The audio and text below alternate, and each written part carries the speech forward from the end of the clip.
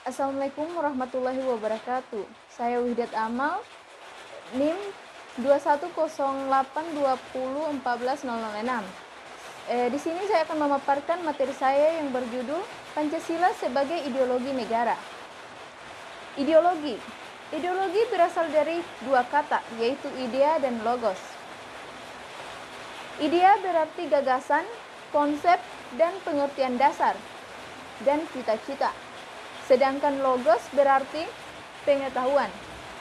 Jadi, ideologi diartikan sebagai ilmu pengetahuan tentang ide-ide atau ajaran tentang pengertian-pengertian dasar. Selanjutnya, konsep-konsep dasar ideologi.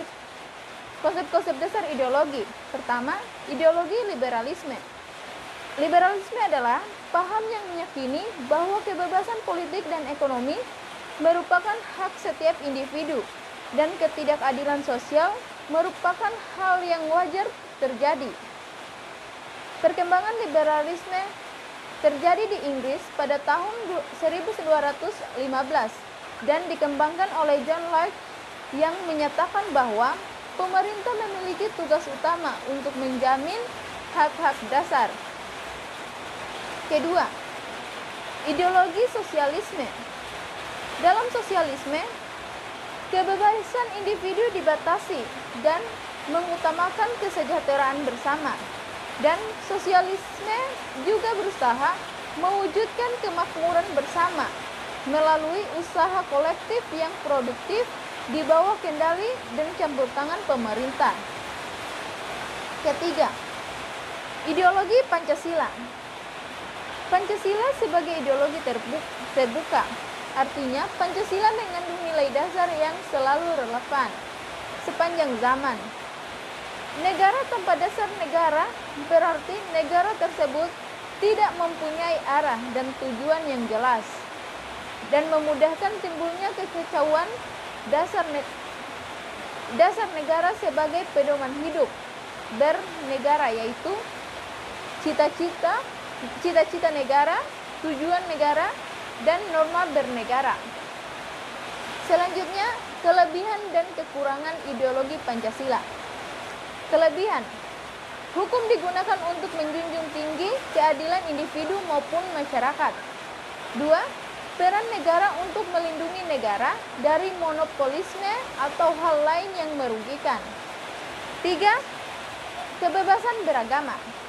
Keempat, mengakui adanya individu dan masyarakat. Kekurangan. Sulit dicari karena ideologi ini berisi segala hal-hal positif. Dampak positif dan negatif globalisasi di bidang ideologi. Dampak positif. Pertama, dapat mencontoh tekad suatu negara lain dalam menentukan arah dan tujuan cita-cita suatu negara. Kedua, meningkatkan pembangunan negara. Ketiga, penduduknya bersifat supel dan memiliki integritas tinggi. Dampak negatif. Adanya prinsip dasar bebas dalam ideologi yang represif. Setiap negara akan terjadi akulturasi terhadap negara lain. Selanjutnya, kondisi yang ada di Indonesia. Kondisi yang ada di Indonesia saat ini yaitu kondisi ekonomi, di mana Indonesia dihadapkan dengan banyak persoalan dalam aspek ekonomi akibat pandemi COVID-19. Kondisi ekonomi Indonesia nampak memprihatinkan, yang memicu penurunan perdagangan bahkan perdagangan internasional. Berbagai sektor harus terkendala dalam proses operasi, seperti pabrik yang harus menghentikan proses operasi karena kondisi yang tidak memungkinkan. Kemajemukan masyarakat Indonesia. Kemajemukan masyarakat dapat menimbulkan konflik sosial, tetapi jika berjalan secara selaras, serasi, dan harmonis, akan tercipta integrasi sosial. Indonesia dikenal dengan kemajemukan masyarakat baik dari sisi etnisitas maupun budaya, serta agama dan kepercayaan.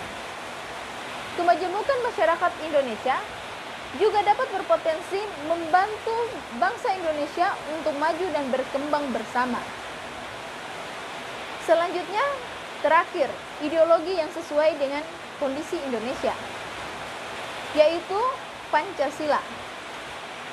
Karena di sini Indonesia merupakan negara demokrasi dan Pancasila mengandung 5 asas yang tepat untuk negara Indonesia, yaitu yang beragama, kemanusiaan, mencintai persatuan, keadilan, serta negara yang demokratis. Sekian materi yang dapat saya presentasikan, lebih dan kurangnya mohon dimaafkan. Wassalamualaikum warahmatullahi wabarakatuh.